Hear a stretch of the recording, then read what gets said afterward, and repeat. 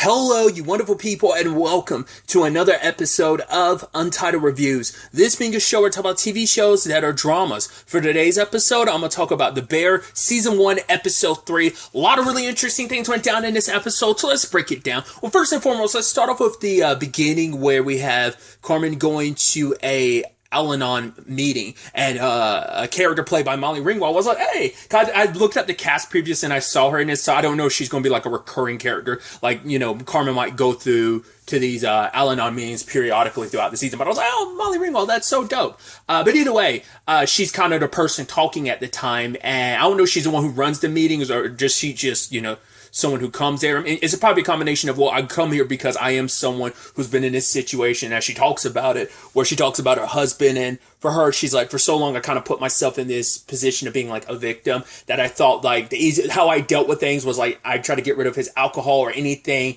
any substances that he kind of like, I thought that would be enough, but it's not. And for her, she's like, the way to fix it is I had to change my way of thinking. So from now on, like, what she does is like, she removes herself from any situation that can turn toxic, which obviously you hard cut the Carmen, like, at the restaurant and everything, because there's, I mean, the chaos of, hey, I'm trying to run this place a certain way, when he has, Richie battling him, like, about how things are run. He's got a lot of high hopes and for Sydney, but he's also putting a lot of pressure on her to kind of fall in line. It's like, right, you're asking a lot of her, but you're not fully asking and putting the same pressure on everyone else. They are pretty lax, which is actually one of Sydney's points that she brings up later on. But it is like, yeah, that is kind of a toxic environment, because it's an environment that belonged to your brother. He had his issues. It wasn't just alcohol. Like, it seems like he was an addict. I mean, well, we know that Carmen described him as an addict, so it means like, right, you could be an alcoholic, you're still an addict, so, but who knows if he had other, like, vices for it, like maybe drugs or something like that, right?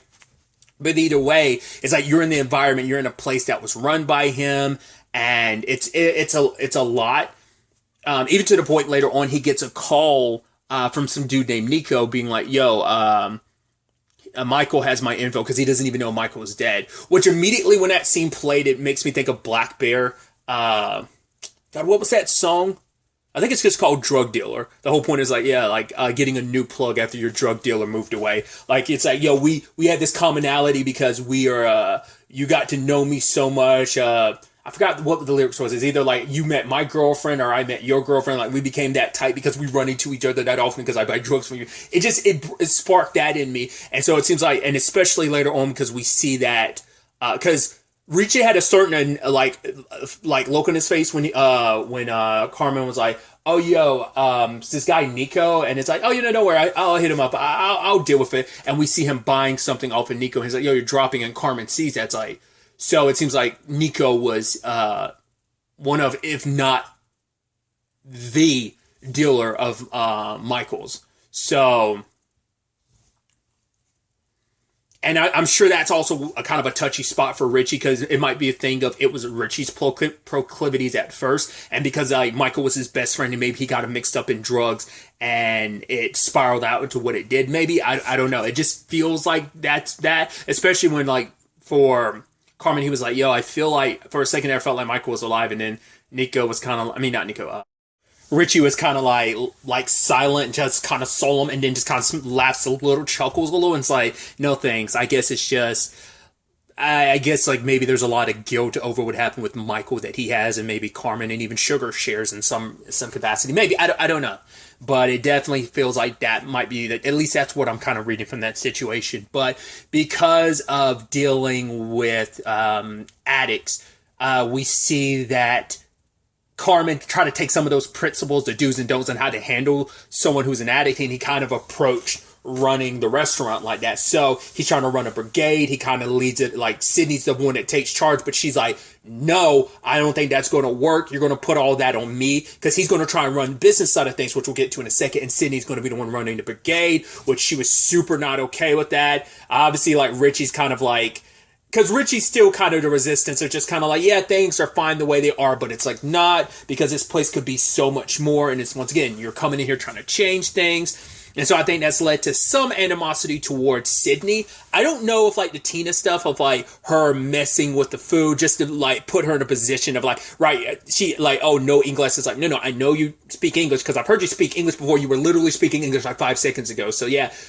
she asked her to do the vegetables, but she was doing other stuff. And it's just, she wanted to embarrass Sydney to, like, I don't know if that has to deal with, like, the hazing process, because, like, right, the stolen onions later on, Marcus did it, because, like, they told me to, and apparently they did the same thing to Carmen, but it just, obviously, it's just, for Sydney, it's like, she's not getting respect. In fact, she's getting shit on by everyone, including Carmen, because it's like, right, you are so lax with everyone else, but because I'm the one in charge of this brigade, which I was kind of like, okay, I don't think this is going to work, but she did it anyway, and it's like, right, you kind of came at me like I was, it's like, yeah, I mean, because also, like, it's that kind of almost like work environment abuse that it's like, it kind of got passed down to him in the kitchens he worked at, and now it's kind of getting back, like, specifically Joe McHale's, like, way of running things, and with everything he's dealing with, he just kind of lashed out at Sydney, like, he was trying to handle things differently, even saying, like, hey, like, we don't have to yell, we have a very particular system, is like what he was trying to do, like, he's trying to mediate things between Sid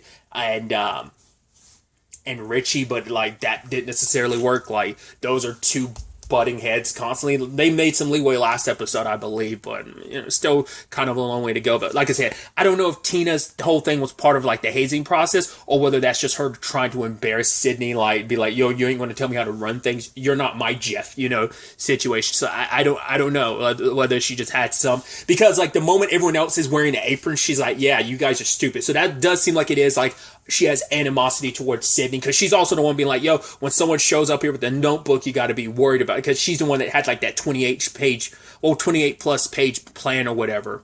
That was like 27. It's like, oh, page 27 is what you need to look at or whatever. But she had that whole booklet of ideas on how to run things and be more efficient. Like, Tina's definitely like, I guess it's like, I've been here longer than you, yet you're kind of creeping into some position of seniority above me. And it's like, no. Like, don't come here trying to pretend like you run things. I don't know. We don't know enough about Tina yet to really kind of get a real gauge of what that is. But it definitely is something that I think we'll be dealing with soon enough about the stuff between Sydney and Tina. But circling back to Carmen, he's running...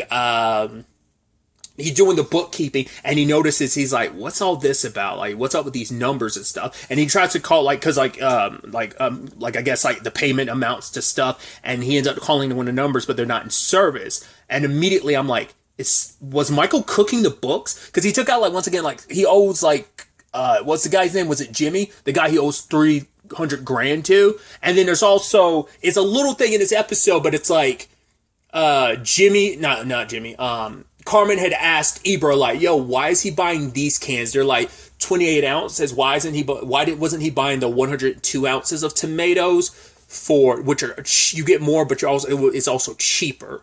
And Ibra's like, I don't know, man. Like, the more I try to understand Michael, the less I understand him. But also, he even says in line of, we don't even use tomatoes. So it's like, so why is he buying all that? I'm like, is it kind of like that's why I feel like he's cooking the books of like, hey, we're spending more on this stuff so you can kind of embezzle some of that money. So, because that was the thing with like, so the $300,000 that he had, like, owes Jimmy, it's like, well, none of that is going into the restaurant. So where the hell did that money go? Like, not unless he's, you know, like it went into his addictions, or maybe there's something else at play here. But I think that's kind of like something they're like, those are breadcrumbs I think they're setting up for in the future. So, but yeah, it's kind of a rough time for both Sydney and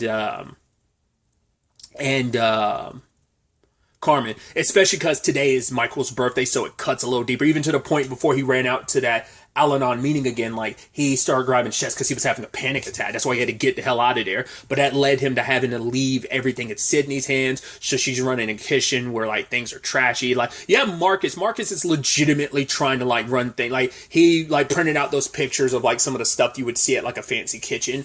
And, like, almost stuff to process, because there was that, that whole thing that, like, involves plums. You know, it's like, oh, you had to make plum wine, you have to do this and doing that. It's like a 4-step process thing with like plums and stuff, and how you prepare them and what it turns into. And it needs to have like the consistency of like a gummy bear, but it can't be too soft and it can't be too hard. Like, no one else found the balance except for one particular sous chef did. So that whole thing, like, Marcus is, everyone else seems to be trying to do their thing. Like, Ibra's doing his thing.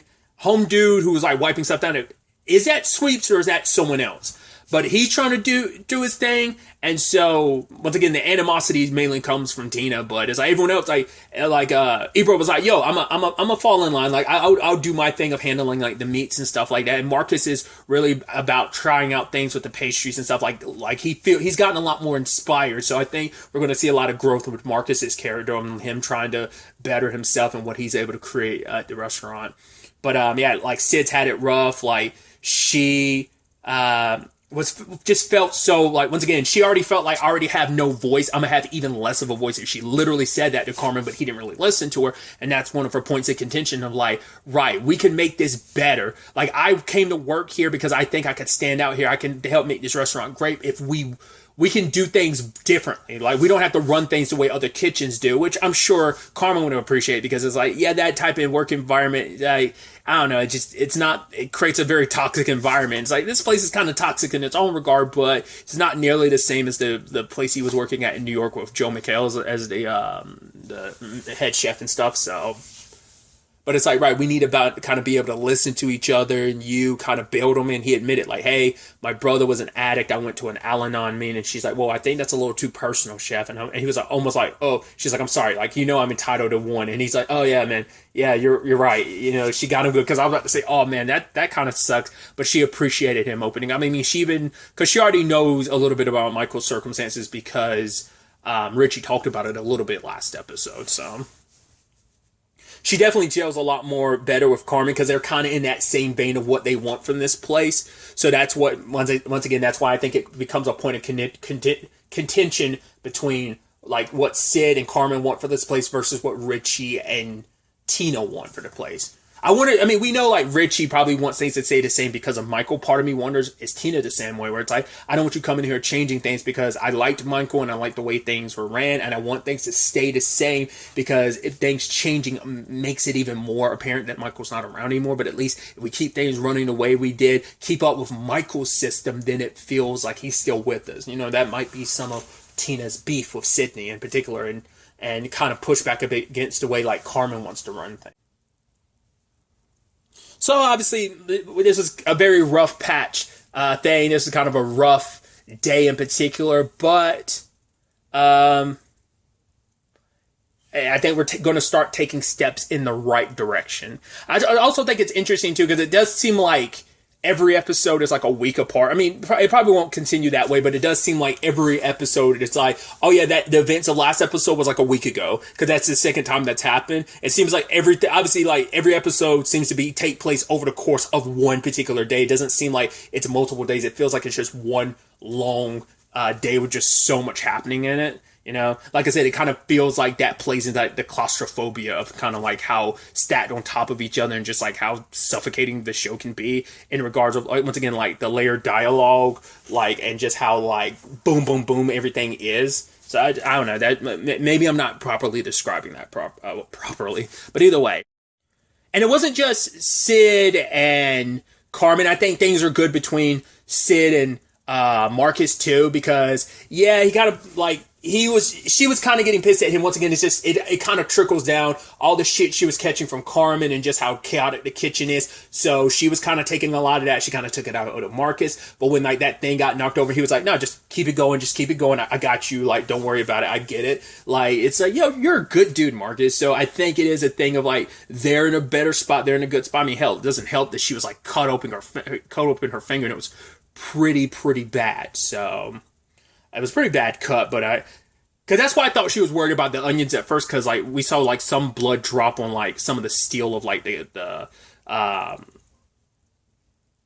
thing that they were working on. I thought she was worried like some of her blood might have dripped into the onions, but as I know, like her onions were just legitimately just taken. I thought she was worried that they were going to be served and maybe she set them aside, but it's like, no, she wouldn't have set them aside like that if her blood had dripped into them, and that was her concern. Either way, like I said, I think we're all taking steps in some capacities, in some ways taking a step forward in the right direction. Obviously there's a lot of other elements that need more work, so we'll have to wait and see how ultimately all this continues to develop as we go into the next episode. But really, that's all I want to talk about. Until the next time we meet, be happy, be safe, live life to the fullest, and enjoy it. Good day and goodbye.